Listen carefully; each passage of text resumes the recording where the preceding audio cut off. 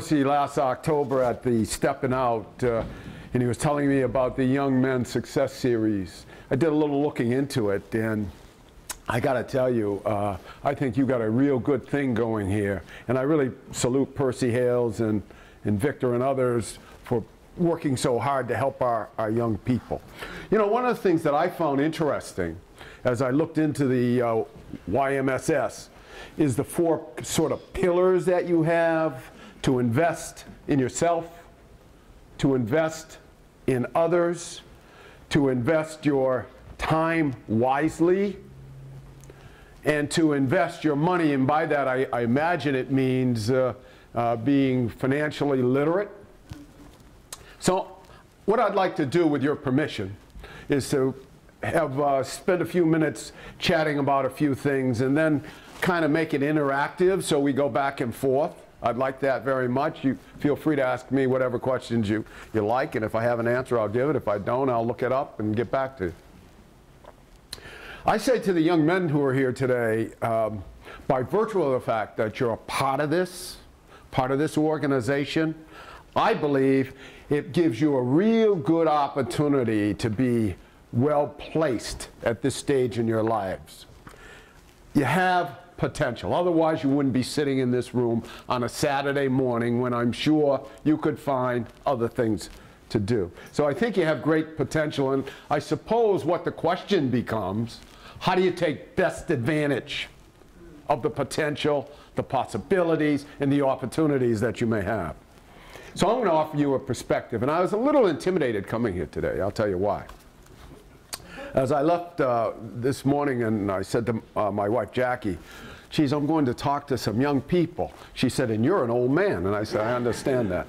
She said, I said, I don't know if I can say anything that's going to be meaningful. I'm a guy that, I don't blog, I don't know what a Twitter is, I do send emails and I use voicemail, but after that, I grew up in a whole different world than the world that these young folks are growing up in today. So what I'm going to do is offer a perspective, my view of the world, and what the experiences were that I thought helped me along as I went through life. So let me give you a start with a little background. Grew up in Springfield, born and raised in Springfield, Massachusetts. My dad was a police officer. My mother worked in a factory. I was smart in school, but by no means was I a genius, and you can take a look at me and tell I didn't get by on my good looks. So I had to do the best I had with what I had to work with. But I did work hard in high school. I did. Came down to Boston, went to Boston College, graduated from Boston College in economics. And you know what? I always wanted to go to law school. I always wanted to go to law school. But growing up in Springfield, we didn't have any lawyers that looked like me. So I didn't know that a person of color could actually make a living as a lawyer. It sounds crazy, but I still wanted to go to law school. I thought it might give me a good background and to do different things in life, like work in a corporation, maybe teach, maybe work in the government, maybe even practice law sometime at some point in my career. And as it worked out, I did have the opportunity to do all of those things. So when I got out of college, I got accepted to different law schools, but I decided not to go to any of them. I decided to take a job at Ford Motor Company out in Detroit, Michigan.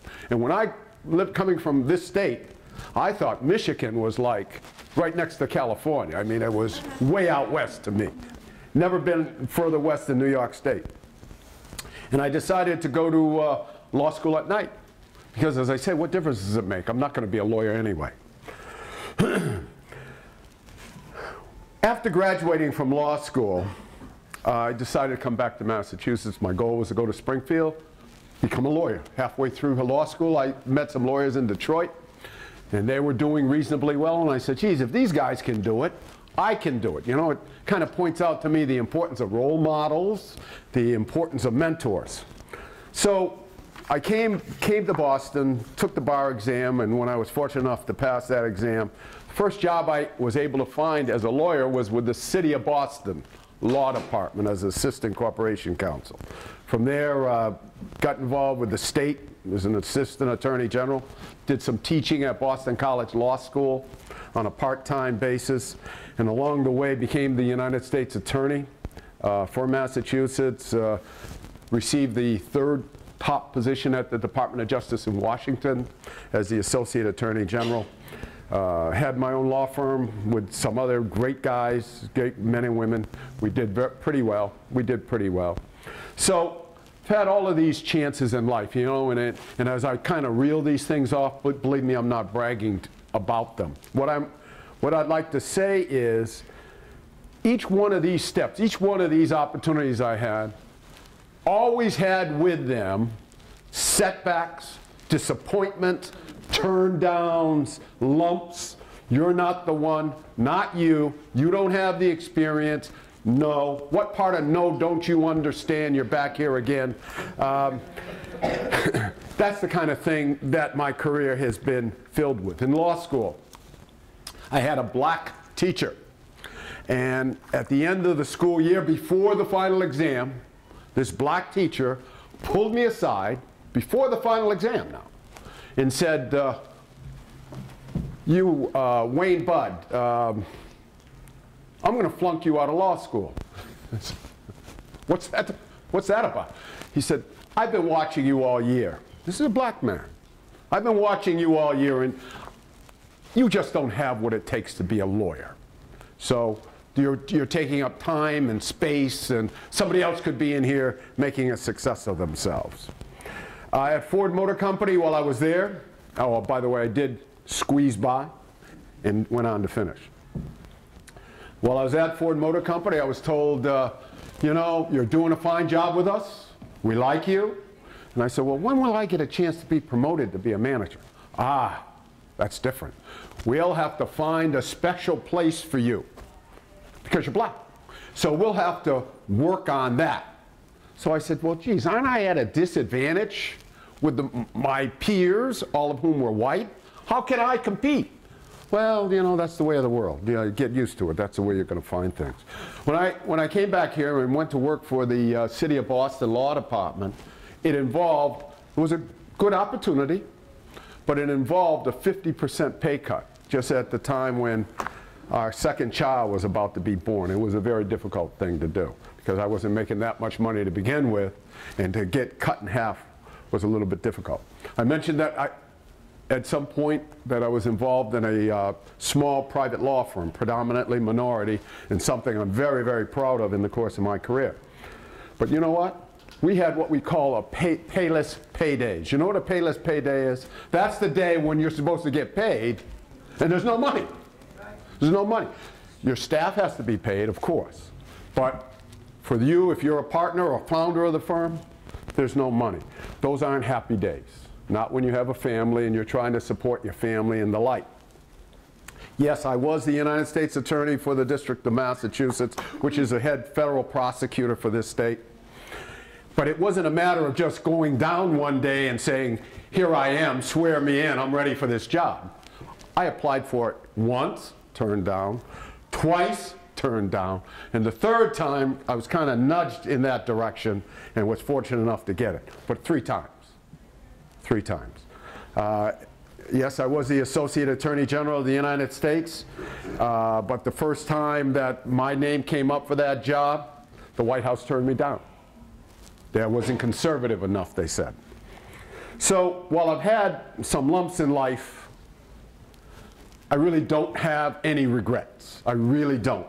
And I'd like to tell you why. As I look back, I noticed that there were some constant things in my life, certain constant things.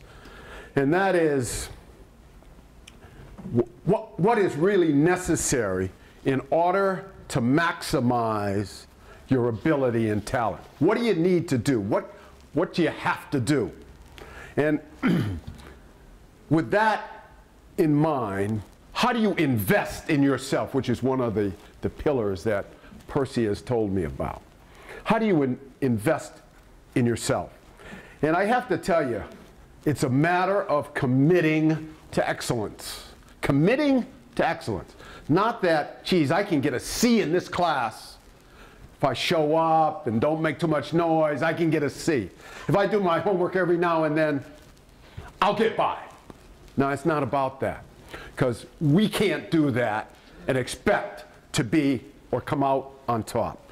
Excellence. You've got to commit to excellence. You have to use your time wisely. You have to invest in your time and use it wisely. And I'm not talking just about school. I'm not talking just about what you do in the school. I'm talking about every job that you get. During the course of my time, I've been a janitor. I've waited on tables. I was even a farm worker out in western Massachusetts. But one of the things that I always learned was whatever that job was, do it as well as you can, because that starts to build your reputation as a person. I've learned that it's very, very important to get good mentors, people you can turn to for advice and give you guidance. I believe that's very important. And by the way, you know, we all know what mentors are. There are people you can trust, whose word you can rely on, who have no separate agenda but to give you some good counsel, the benefit of their experience. That's what I think a mentor is. And you know what? A mentor doesn't have to be of your race, of your nationality, of your gender. Mentor doesn't even have to be older than you. Just a person whose advice you can trust and in whose advice and guidance you can have confidence in. You want to build a reputation. You know, we all know what a brand is. You know, the Coca-Cola brand or the General Electric brand or the Raytheon brand. Brands are important because they reflect what a company stands for. Well, each of us has a brand. We all want to build a good reputation. We want people to be able to see us as persons of not just ability, but persons who are honest and reliable, and having a strong work ethic, willing to work and work hard. You have to learn, as one of the pillars, invest in yourself. You have to be willing not to quit on yourself. I suppose when that teacher back in those days said to me, "Wayne Budd, you'll never make a lawyer. You'll never be a lawyer. You're not smart enough. You don't have what it takes." I suppose if I had taken his words literally, okay, he said it, it must be true, throw up my hands, pick up my books, and be on my way. But I decided to stick it out. Of course, I didn't have a lot of options, but I decided to stick it out. I decided to invest in myself, invest in myself. And they say that the separation between mediocrity, being so-so, and excellence is found in the margins, right around the edges. Those soft skills, so to speak. The ability to get along with people. The ability to work hard. The ability to do your very, very best. The ability to be persistent and not to quit. And those things can lead to success. So we all live, whatever folks around in this room are doing, in a classroom, in your workplace, we all work in a very, very, very competitive environment. So how do people like you and me, how do we separate ourselves so that we come out further down the line than our competition does? And I've kind of looked in my own career at things that helped me get there. One thing is I got involved with what I call extracurricular activities, working with nonprofits, for example. Hassan and I served on the board of the Freedom House many years ago. I've been involved in civil rights organizations, in politics, in the Bar Association, and those kinds of things. What happens as a result of that? You're giving back. You're helping other people. You are, according to the 4 pillars, investing in others. You're investing in other people. It helps you with networking, getting yourself known in the community and beyond so that people know who you are and they know what your reputation is. It also helped me in skills development. Helped me to be a leader, a manager. Helped me with teamwork, decision making. Sharpened my personal skills, interpersonal skills. So I'm going to tell you another set of separators that have been useful to me, and you may want to take note of them. Just take note of them. I call them the 5 R's. The 5 R's. The first R is respect. And I'm talking about respecting yourself for openers. Respecting yourselves. Give value and due regard to who you are. Who you are. I quickly add, on the other hand, don't be smug or arrogant either. Don't get too carried away with yourself. Take what you do seriously in your job seriously, but don't take yourself too seriously. I've met very few people, and I'm sure the adults in this room would agree, there are very few people who deserve to be smug or arrogant. Very, very few. And those who are usually don't end up where they'd like to. So self-respect is the first R, but the other part of that is respect for others, from the president of a company to the person who holds the lowest position in the company, or in the schoolhouse, or in a classroom. You can't go wrong showing other people basic courtesy, regard, and consideration. You know, the old golden rule, do unto others as you would have them do unto you. Respect. That's the first R. The second R I call risk. You have to have some appetite for risk. Willing to take a chance on yourself. If you want to move up the ladder, you have to have an appetite, a tolerance for risk. You've got to be willing to take a chance. And when you take a chance, when you get proactive, when you stick your neck out, when you take on the unknown, when there's no guarantee that it's going to turn out okay for you, that's tough. That's tough. But I can tell you, you'll never get very far unless you're willing to go out on a limb, unless you're willing to take a chance, unless you're willing to take on something that can take you to the next level or knock you back. You have to be willing to take a risk, and that's the second R. The third R would be resilience, the ability to bounce back, and it flows from risk. Because, as I mentioned earlier, there are times when things don't work out. There are times when you fail. There are times when you're going to be disappointed. But you can't give up because things don't go your way. So if you get knocked down, you have to bounce back up. Otherwise, quite frankly, you're cheating yourself. You know, if life was fair, which it is not, if life was fair, every time you did something good, you'd be rewarded. Every time you did something good, somebody's come along and put a star on your forehead and said, hey, wonderful, you're great, you're fantastic. But that's not the way life works. That's not fair, and it's not life. So you got to bounce back and not give up. So resilience, ability to bounce back, is the third R. The fourth R is responsibility. Listen to me carefully here. Be accountable for your own acts and your own failures.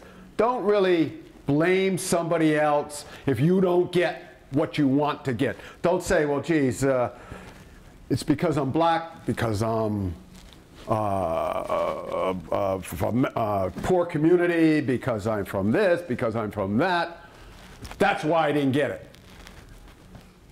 Granted that we don't live on a level playing field. The rules aren't always fair, but you can't cop out as a result of your race or your ethnicity or using that as an excuse, because you're the one who will ultimately end up as a loser.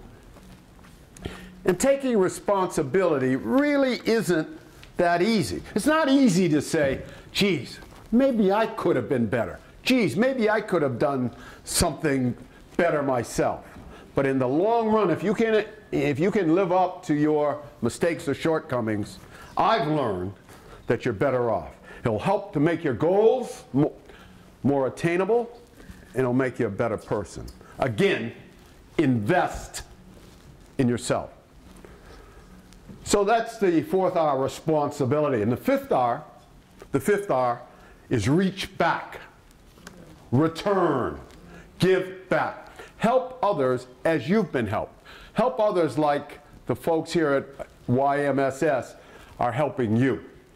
There are a number of people who are looking up to you even now. Give them a hand. Help others, investing in others. It's a way to make a difference. And it's interesting because it often turns out to be a blessing in disguise. It seems the more you give of yourself, the more you seem to get.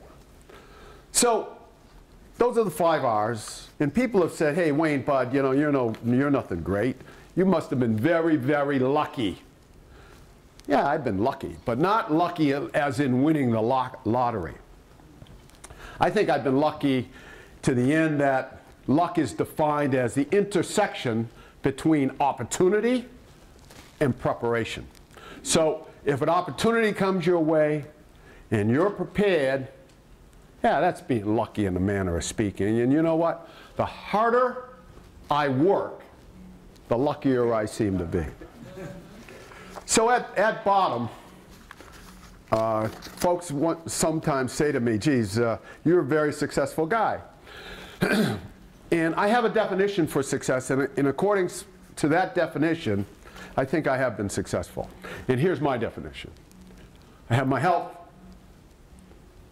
I have good family relations, I've got good friends, I've had jobs that I've enjoyed, I believe I have the opportunity to make a contribution, I believe I have the respect of my community, and last, and I put it least, is I've had financial success.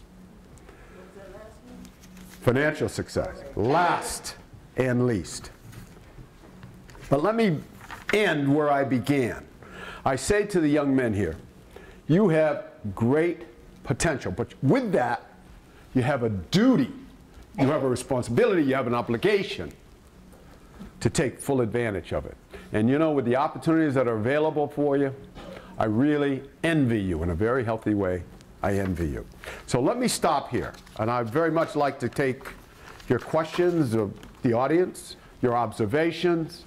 And I have a question for the young guys as well, myself, and I'll hold it for the moment. But yes, sir. Can you give an example of a risk that you have taken out of the 5 R's? Yes, I can. When I became the United States Attorney, the job has 2 sides to it. One is to be the chief federal prosecutor for this state, and the other piece is to represent the federal government whenever it brings a lawsuit civilly in the civil side of the court, or defend that lawsuit. I have to tell you, I had no experience as a federal prosecutor. I did very few federal cases. That was a risk. When I went to Boston College Law School to be a part-time teacher, I had no teaching experience. Somebody took a chance on me. Could I have fallen down on my face? Absolutely. When I went down to Washington as the Associate Attorney General, they assigned me 5 divisions of the Department of Justice. Civil rights, yeah, I knew a little bit about that. Civil law, yeah, I had some experience there. Taxation, I have no idea what that's about. Antitrust, and the environment and natural resources. But I decided to take that risk because I thought in the long run it would give me some experience that I hadn't had previously, and somebody believed that I could do that job. And one other thing I had in that responsibility was the penal system, the United States Bureau of Prisons. That reported to me.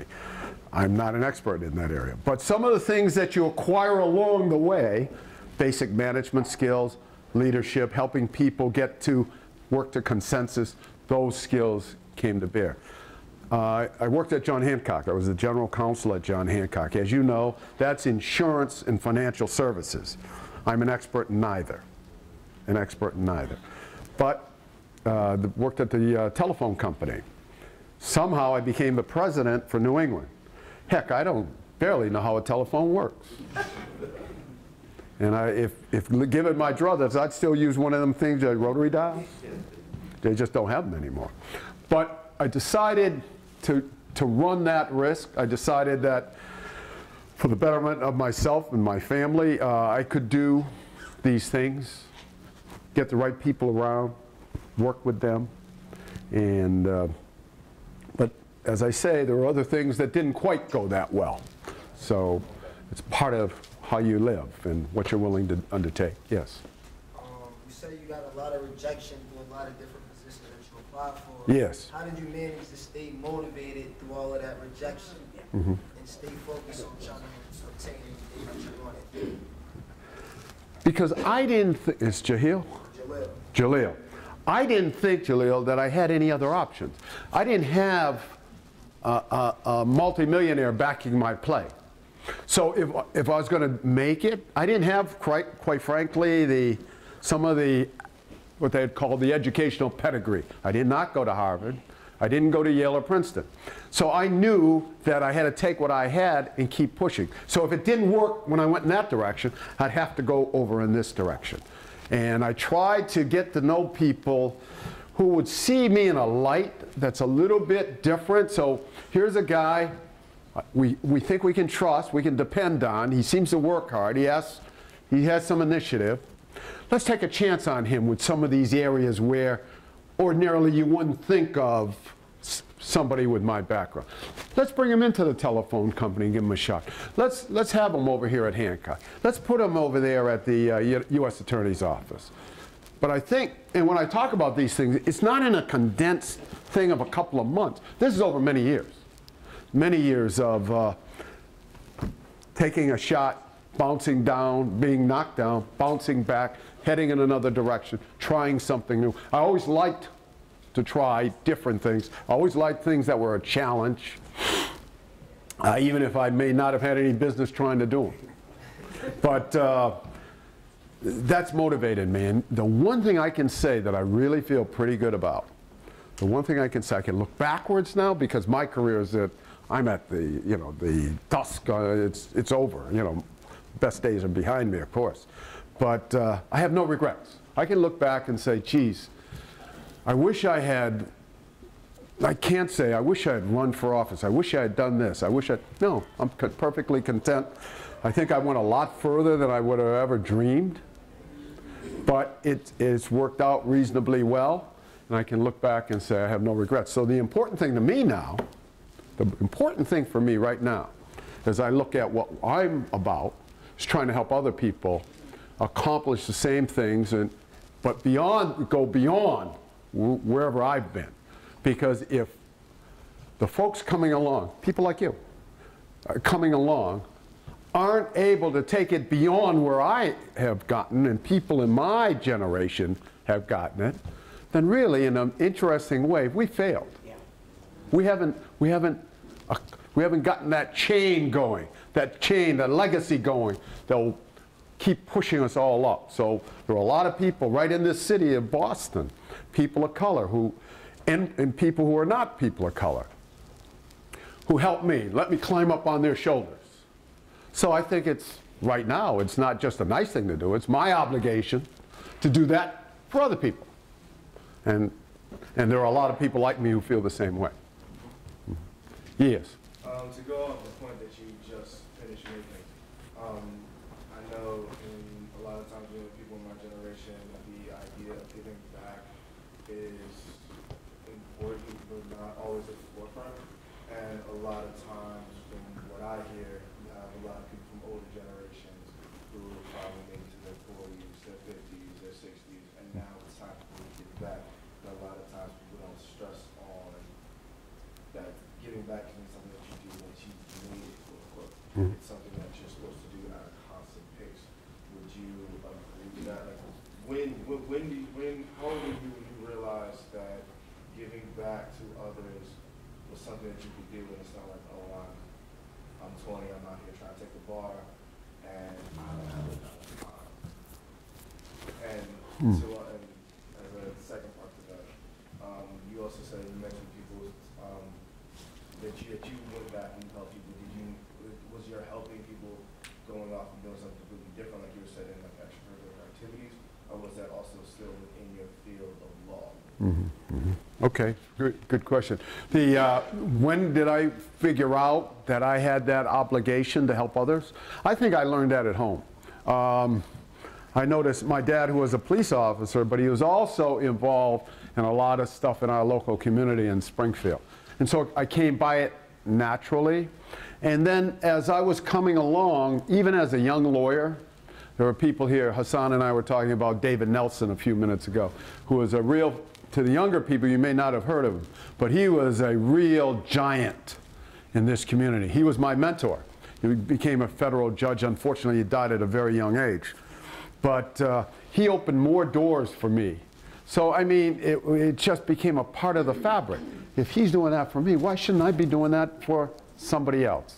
There are a number of people that I know that feel the same way. Is it easy? No, it's not necessarily easy.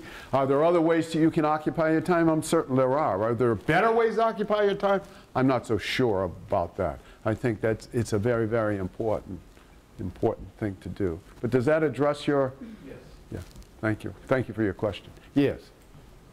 Can you speak on the importance of choosing the right people in your life to motivate you and to be behind your success, like in your personal life, your friends? You may speak on the fact that you're married. I know these guys are very young right now, but at some point in the future, they will choose people in their lives to walk the journey with them. Very, very good question. First of all, some of the tough decisions that I've been confronted with, should I do this, should I go down that trail, should I do that? I have to say, my wife has been a fantastic partner, and I think that we've enjoyed a lot of success working and helping each other, and that was very, very, and continues to be very, very important to me. And it's as important to get counsel and advice on things you choose not to do, as well as things that you choose to do. That's an important part of mentorship, getting that kind of counsel. But the other thing with regard to who you choose to hang around with, we all know in our lives, be you in high school or be you adults, there are losers out here. There are a lot of people who are going nowhere. And if you hang with them, you're in that same boat. And that boat, at some point, when you have the benefit of looking back, is going to sink. You don't want to be on that boat. So we have to try, part of our thing in dealing with our mentors, our role models, and just good common sense is, who are the people, this ain't working for me. This isn't going to help me. If I want to go off to college, if I want to go to university, if I want to become a professional, or as somebody mentioned to me this morning, an electrician, hanging out with the wrong people just isn't going to get you there. It won't work. So I know sometimes it's a fine line. I know sometimes it's very, very difficult to turn your back on certain people who are going in a wrong direction and aren't going to help you. And it takes guts, but it pays off. It pays off. Does that address your observation? Yes. Yes, sir. In retrospect, you said when you finished college, Yes. that you had these opportunities to go directly to law school. Yes. But you opted to go and work your way through law school. Yes. Now, would it have made a difference had you gone straight to law school? The opportunity would have been better, and did you sort of make your life harder by working your way through law school on a part-time basis? And what are the lessons you learned from that? Okay. I've thought about that. And I hated law school, to be honest with you. We went 5 nights a week for 4 years. We started out with 125 people in the class, and 23 graduated. And most of those who dropped out because they woke up one morning, I'm sure, and said, what am I doing this for? Monday to Friday, right after work, you went to law school, and then you had to study. I mean, you know, this stuff never came naturally to me. I had to work at it. But you know what the benefit was for me as I thought about it over the years and later on in life, looking back? It helped me to be able to do more than one thing at once, so that when I was practicing law, I was also doing some teaching. When I was practicing law, I was on the State Civil Service Commission. Always doing more than one thing. And I think that law school discipline helped me in that regard. Maybe my life would have led down another track, but remember, as I said a few moments ago, I have no regrets. If it may have led to a better track, I don't know. But from where I've been, I'm pretty content with the way things worked out. So with the benefit of hindsight, I'm glad it worked out the way it did. Did I like it? No. No, not at all. Did I like being told, you'll never make it? Not really. No, I didn't like it at all. But at bottom, I think it worked out for the best for me. I don't necessarily advocate going to school part-time, but if that's a way to do it and come out with no debt, that works too. Yeah. Round of applause, and thank you very much. Thank you. Thank you.